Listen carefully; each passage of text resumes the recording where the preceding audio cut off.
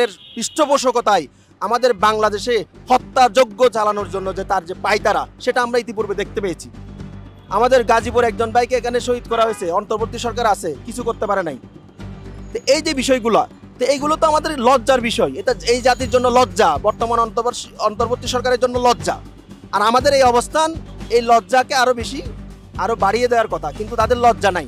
কেন লজ্জা নাই? কারণ তারা সত্যিকারের যে জনগণের চাওয়া পাওয়া সেটাকে ধারণ করতে পারে না। এজন্য মনে করি আমরা এই অন্তর্বর্তী সরকার ভেঙে দিয়ে বিপ্লবী সরকার করতে হবে, যারা সত্যিকার অর্থে জনগণের চাওয়া পাওয়া এবং জুলাইয়ের যে গণ অভ্যুত্থান বিপ্লব সেটাকে ধারণ করতে পারবে। এবং ডক্টর মোহাম্মদ ইউনূসের নেতৃত্বে আমরা একটা বিপ্লবী সরকার চাই, এবং এটা জাতীয় বিপ্লবী পরিষদের 11 দফা দাবির মধ্যে একটা অন্যতম দাবি। এটা আমরা আশাবাদী, কারণ আমরা যে দাবিটা নিয়ে এসেছি সেটা জনগণের দাবি। বাংলাদেশের জনগণ এই হত্যাকারী খুনিদের আর দেখতে চায় না। এখন অন্তর্বর্তীকালীন সরকারের দায়িত্ব হচ্ছে এই গণদাবিকে পূরণ করা।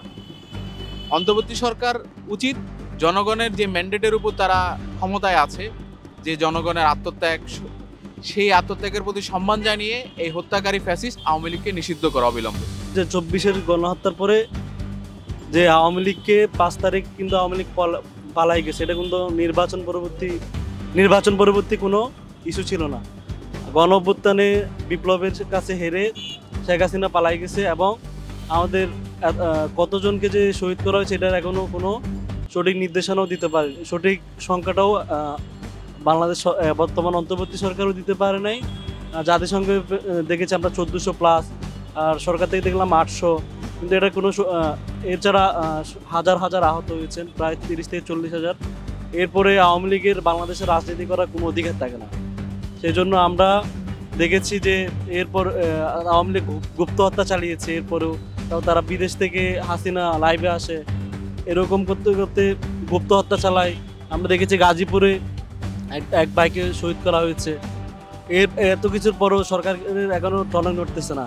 আওয়ামী লীগকে যদি নিষিদ্ধ করা হয় তাহলে সবারই একটা সম্মিলিত প্রচেষ্টায় তাদেরকে রুখে দেওয়া সম্ভব, দেশে একটা স্টেবিলিটি আসবে। আমরা তাই অতি শীঘ্রই আওয়ামী লীগকে নিষিদ্ধের দাবি নিয়ে আমরা ছাত্র জনতার এই অবস্থান রাজু ভাস্কর্যে চালিয়ে যাব। আমরা সবাইকে আমন্ত্রণ করছি আমাদের সাথে যোগ দেওয়ার জন্য।